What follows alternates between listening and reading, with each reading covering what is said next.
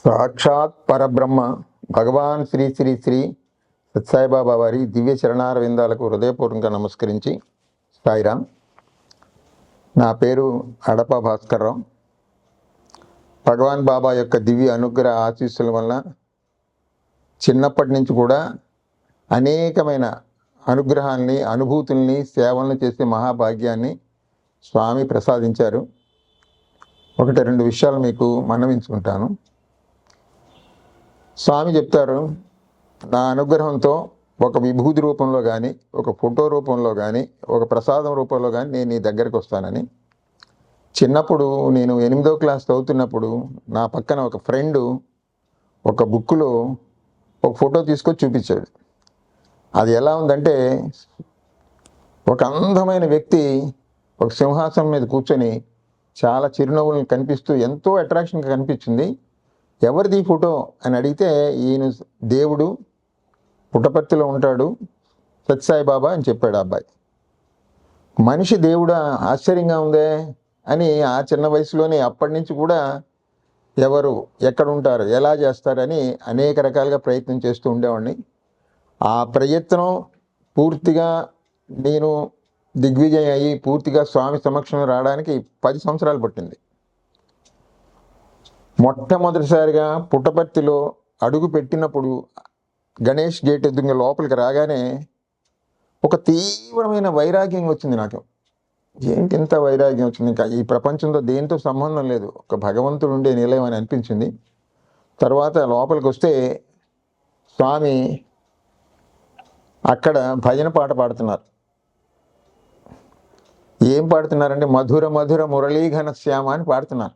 ఆ మధురాన్ని వినిన తర్వాత మనసు చాలా ఆనందం కలిగింది. ఆయన యొక్క దివ్య దర్శనం వలన పూర్తిగా ఆయనకి ఆనాటి నుంచి సంపూర్ణంగా భక్తిలో కానీ సేవలో పాల్గొనే భాగ్యం కలిగింది. అనేక ఇన్సిడెంట్ జరిగాయి. అందులో ఒకటి రెండు మీకు వినవించుకుంటాను. 1990 ఆ టైంలో స్వామి దయ వలన నేను సౌత్ క్యాంటీన్లో సేవాదళ ఇన్ఛార్జిగా ఉండేవాడిని.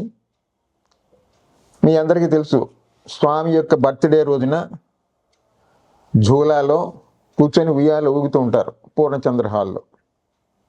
ఆ టైంలో ఆ స్టేట్ ప్రెసిడెంట్గా ఉండే రమణరావు గారు నన్ను పిలిచారు. స్వామి జూలాలో ఊగుతున్నారు, నువ్వు కూడా ఊపుతు కానీ రా అని పిలిచారు.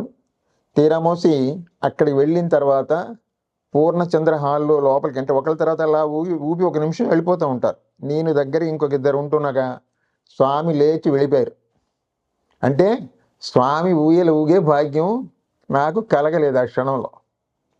అరే ఇంత కష్టపడి వచ్చాం, స్వామి ఎందుకో ఈయన అనుగ్రహం మనకు మేము ప్రసాదించలేదు. సరేలే ఆయన సంకల్పం అనుకొని ఆ విషయం మర్చిపోయి మళ్ళీ నా డ్యూటీలో మర్చిపోయాం. సరే, అలా జరుగుతుండగా 1900 అంటే అనేక ఇన్సిడెంట్స్ ఉన్నాయండి. 87లో విజయవాడ నుంచి పుట్టపర్తి వరకు కూడా మన సాయి భక్తులతో కొందరు కలిసి నిరంతర నామ సంకీర్తన చేసుకుంటూ పుట్టపర్తి వెళ్ళడం జరిగింది. శివరాత్రి రోజున మేమందరం కూడా చాలా అద్భుతమైన ఆయన అనుగ్రహాన్ని పొందగలిగాం. ఆ దారిలో జరిగిన ఇన్సిడెంట్స్ అంటే అవి చాలా ఉన్నాయి, అవి ఎప్పుడైనా వీలు ఉన్నప్పుడు చెప్తాను. తర్వాత మేము 1995లో విజయవాడ నుంచి ఒక 35 మంది స్కూటర్ల మీద పుట్టపర్తి వెళ్ళడం జరిగింది. కేవలం ఊరికే స్కూటర్ల మీద ప్రయాణం చేయకుండా దారిలో నామ సంకీర్తన చేసుకుంటూ గ్రామాల్లో కూడా సేవా కార్యక్రమాలు నిర్వహిస్తూ మాతో పాటు ఒక వ్యాన్ తీసుకొచ్చాం. ఆ వ్యాన్ నిండా పేదవాళ్ళకి పంచిపెట్టిన బిస్కెట్లు, చాక్లెట్లు, చీరలు, పంచెలు, రకరకాల ఐటమ్స్ అన్నీ తీసుకుని వెళ్ళడం, ఒక్కొక్క గ్రామంలో ఆపడం, స్వామి విషయాలు వాళ్ళకి చెప్పడం, తర్వాత అవన్నీ వాళ్ళకి పంచిపెట్టడం, ఆ విధంగా జరిగింది. అక్కడ కూడా మమ్మల్ని మా స్వామి అనుగ్రహించి తన ఇంటర్వ్యూ రూమ్లో పిలిచి మాకందరికీ ఆశీర్వదించి ప్రేమలింగం అనే లింగాన్ని ప్రసాదించి విజయవాడ మందిరంలో పెట్టమని మాకు ఇచ్చారు. ఈనాటికి కూడా విజయవాడ మందిరంలో, ఆ మందిరంలో ఉంది. అది ప్రతిరోజు కూడా రుద్రాభిషేకం జరుగుతూ ఉంటుంది. ఎంతోమంది ఆనందాన్ని పొందుతున్నారు. ఆ వివరంగా చెప్పాలంటే చాలా టైం పడుతుంది. సరే, ఇంకొక ఇన్సిడెంట్ చెప్తాను. 1996లో మేము మరలా స్వామి దగ్గరికి వెళ్దామని స్కూటర్ల మీద బయలుదేరాం. ఈసారి చాలామంది 100 మంది పైన బయలుదేరారు మాతో. తీరామోసి సగం దూరం వచ్చిన తర్వాత మాకు తెలిసింది ఏంటంటే, స్వామి పుట్టపర్తిలో లేరు అంటే మార్చి నెల 1996 బెంగళూరులో ఉన్నారని తెలిసింది. సరే బెంగళూరు బయలుదేరాం. బెంగళూరు వెళ్తుండగా 3 రోజులు కంటిన్యూగా జర్నీ చేసాం, 100 మంది. అప్పుడు కూడా ఒక వ్యాన్ ఏర్పాటు చేసి అనేక రకాలైన బీద ప్రజలకు పంచేందుకు బట్టలు, చీరలు, చాక్లెట్స్, పిల్లలకి రెడీమేడ్ డ్రెస్సులు తీసుకెళ్ళడం, మధ్య మధ్య గ్రామాల్లో ఆగడం, స్వామి విషయాలు చెప్పడం, స్వామి తాలూకా పాంప్లెట్స్ పంచిపెట్టడం అన్నీ చేసి ఒక వ్యాన్ అందంగా అలంకరించి స్వామి చేసే కార్యక్రమాలు కూడా దాని నిండా డెకరేట్ చేసాం. ప్రతి గ్రామంలో కూడా స్వామికి హారతిస్తూ ఉండేవాం. ఇంకా స్వామి దగ్గరికి వచ్చేస్తున్నాం అనగా అక్కడ కోలార్ గనులని మీ అందరికీ తెలుసు, బంగారు గనులు ఉంటాయి. అక్కడ దగ్గరికి వచ్చిన తర్వాత ఉదయం 6 గంటల ఆ ప్రాంతంలో స్కూటర్ మీద నేను, ఇంకొక ఆయన వెంకటరంగ గారు వెనకాల కూర్చున్నారు. మేము వస్తున్నప్పుడు ఏమైందో ఒక సెకండ్లో టక్కని నా స్కూటర్ వెళ్ళి గోతులో పడిపోయింది. నేను గోతులో పడిపోయాను, ఆయన పక్కన పడ్డాడు. ఆయనకి ఏమి చిన్న దెబ్బ తగలేదు. నాకు కూడా నేను స్వామి అనుగ్రహం వల్ల పెద్దగా దెబ్బలు ఏమి తగలలేదు, చిన్న చిన్నవి. కానీ ఇక్కడ మటుకు తొడ దగ్గర మటుకు కాలు పైన, మోకాలు పైన ఒక 3 అంగుళాల పొడవు, ఒక 1/2 ఇంచి ఒక పెద్ద కటింగ్ అయిపోయింది. తక్కిందని మా మాదిరిగా ఉంది. మా వాళ్ళందరూ ఆశ్చర్యపోయి ఉండిపోయారు. సరే ఇదంతా తర్వాత చూద్దాంలే, ముందు మన స్వామి దగ్గరికి వెళ్ళాలని అదేదో ఇమీడియట్గా మళ్ళీ అందరం కలిసి బయలుదేరి పుట్టపర్తి వచ్చాం. బెంగళూరు వచ్చాం. బెంగళూరులో వ్యాన్ ప్రతి చోట హారతి ఇవ్వడం అలవాటు. ఆ స్వామి ఫోటోకి హారతి ఇస్తున్నప్పుడు మా దగ్గరికి డాక్టర్ పద్మనాభం గారని వచ్చారు. చాలామందికి తెలుసు ఆయన. బెంగళూరులో స్వామికి ఎప్పుడు సన్నిహితంగా ఉండి ఆయన వెనకాతలు తిరుగుతూ ఉంటారు. ఆయన దగ్గరికి వచ్చారు. ఆయన బయటని హారతి ఇచ్చినప్పుడు, తర్వాత వెళ్ళేటప్పుడు ఆయన వచ్చి నా దగ్గరికి వచ్చారు. మీరు విజయవాడ నుంచి స్కూటర్ల మీద వచ్చారా అన్నాడు. అవును సార్ అన్న. అయితే ఇందాక స్కూటర్ మీద పడిపోయారు ఎవరు అని అడిగాడు నన్ను. నేను వెంటనే సమాధానం చెప్పాను, సార్ నేనే పడిపోయాను, కానీ మీకు ఎలా తెలిసింది, ఇప్పుడే కదా వచ్చామని నేను మళ్ళీ తిరిగి నేను ప్రశ్న వేస్తే ఆయన చిరునవ్వు నవ్వి, ఒక 2 అవర్స్ క్రితం స్వామి నేను కారులో వెళ్తున్నాము, అప్పుడు స్వామి అన్నారు విజయవాడ నుంచి స్కూటర్ల మీద వస్తున్నారు, భాస్కర్ అన్నాడు స్కూటర్ మీద పడ్డాడు, వాడిని నేను సేవ్ చేశాను అని స్వామి చెప్పారు, అందుకు నేను వచ్చి ఇక్కడ మీకు చెప్తున్నాను అని అన్నాడు. ఓహో, స్వామి దయ వల్లనే మనం బ్రతికి పట్టగలిగామని అనిపించింది. సరే స్వామికి ధన్యవాదాలు పెట్టేశాం, వెళ్ళిపోయాం.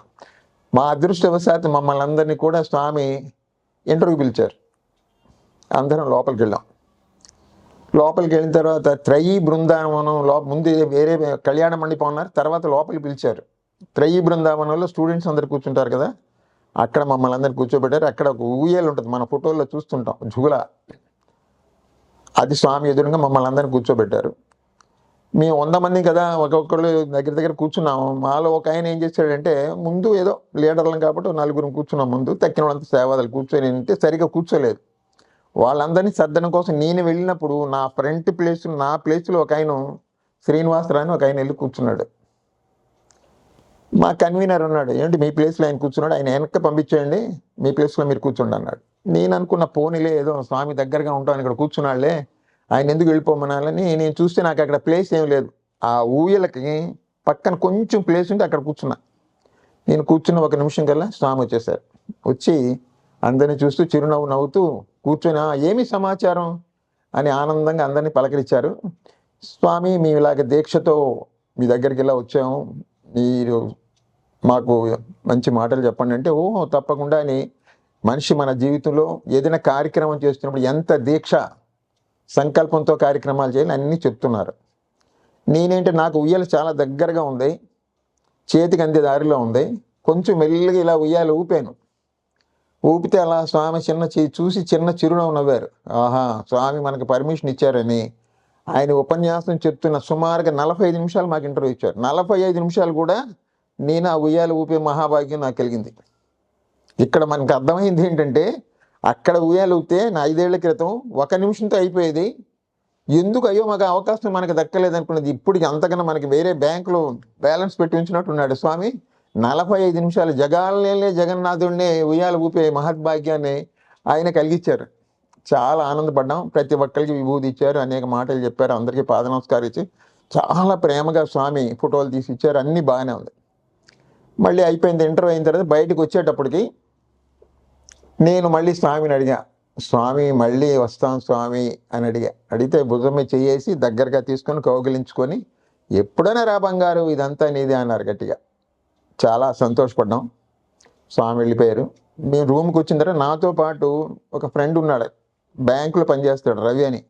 ఏంటంటే మీరు స్వామి స్వామి అంటున్నారు, అసలు విషయం మీరు పట్టించుకోవట్లేదు, మీకు అంత పెద్ద దెబ్బ తగిలింది, దానికి ఇమీడియట్గా యాక్షన్ తీసుకోకపోతే అది సెప్టిక్ అయిపోతుంది, డేంజర్ అయిపోతుంది, ఇమీడియట్గా హాస్పిటల్కి వెళ్ళి ఎన్ని కుట్లు కుట్టించుకుందామండి. సరే అని నీ డ్రెస్ మార్చుకుంటుంటే ఒక అద్భుతం జరిగింది. నాకు జరిగిన అంటే నాకు తగిలిన దెబ్బ టోటల్గా మాయమైపోయింది. ఒక గీత కూడా కనపడలేదు అక్కడ. అంటే పూర్తిగా అక్కడేమో ప్రాణం రక్షించాడు, ఈ చిన్న బాధ కూడా వీడెందుకులే భరించడని అది కూడా తీసేశాడు స్వామి. అంటే ఎంత దయామయుడు ఆయన. ఎప్పుడు ఎక్కడ ఏది ఎవరికి చేస్తారో మన ఊహకు అందదు. మనం ఎప్పుడు కూడా స్వామిని ఆస్వాదిస్తూ ఆయన మనకి ఏది చేసినా మన మంచికే, మన మీద అనుగ్రహం కోసం చేస్తున్నాడు అన్న భావనతో మనం ఉండాలి. మనం అనుకుంటాం ఎన్నో సంవత్సరాలు బట్టి స్వామి దగ్గరికి వస్తున్నాం, అది జరగలేదు ఇది అది కరెక్ట్ కాదు. ఎందుకంటే స్వామి అని నా సంకల్పం వల్ల ఎప్పుడు ఎవరికి ఏది ప్రసాదించాలో అది నా అనుగ్రహంతో ఉంటుంది. మీరు ప్రతిదాన్ని ధైర్యంగా అనుభవించడం నేర్చుకోండి, దానికి ఓపికగా ఉండడం తెలుసుకోండి. నా యొక్క లీలా వైపు మీ అందరి ఎప్పుడు కూడా సమానంగానే ఉంటారు. సాయి అంటే ఓయి అనే పరిస్థితుల్లో స్వామి ఉంటారు. అటువంటి భగవంతుడు ఈనాడు సర్వ మానవ జగత్తుని కూడా, ప్రపంచం అంతా కూడా సత్యాన్ని గుర్తించారు. అన్ని దేశాల వాళ్ళు మనం చూస్తున్నాం. ఈ 100వ జన్మదినోత్సవం సందర్భంలో కూడా పుట్టపర్తిలో అసలు వేనోళ్ల ప్రపంచం అంతా దిగి వచ్చిందా ఇక్కడికి అన్నట్టు. అది కైలాసమా వైకుంఠమా మనకు అర్థం కానంత గొప్పగా అనేక కార్యక్రమాలు మనకు జరిగాయి.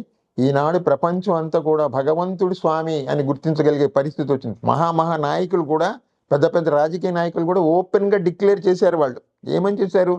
సాక్షాత్ పరమాత్మని మేము ఇక్కడ చూడగలిగాము, మేము చూసాము అని చెప్పారు.